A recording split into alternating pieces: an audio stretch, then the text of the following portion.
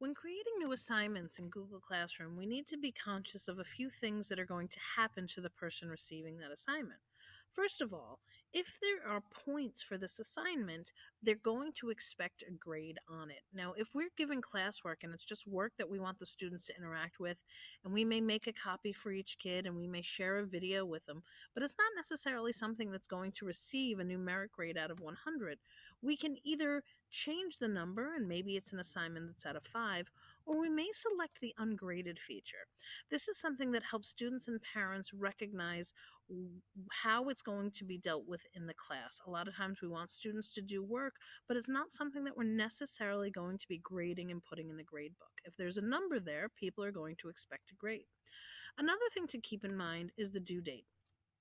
If you assign a due date to an assignment, if the student does not click the turn in button and the parents are receiving the guardian emails, they're going to see that work is missing.